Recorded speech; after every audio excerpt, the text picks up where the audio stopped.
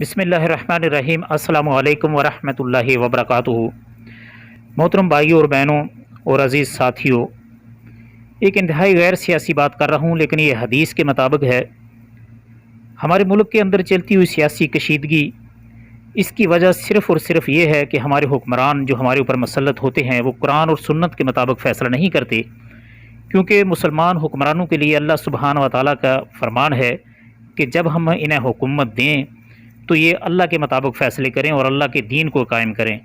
تو اس کے بارے میں اللہ کے نبی صلی اللہ علیہ وسلم کی ایک حدیث ہے۔ حضرت عبداللہ بن عمر رضی اللہ تعالیٰ عنہ سے روایت ہے کہ رسول اللہ صلی اللہ علیہ وآلہ وسلم نے ارشاد فرمایا، جب بھی ان کے امام، سردار اور لیڈر، مطلب یہ کہ حکمران، اللہ کے قانون کے مطابق فیصلے نہیں کرتے اور جو اللہ نے اتارا ہے یعنی قرآن اور حدیث اسے اختیار نہیں کرتے، تو اللہ تعالیٰ ان میں آپس کی لڑائی ڈال دیتا ہے۔ سنن ابن ماجہ ہے، حدیث نمبر 4019 ہے۔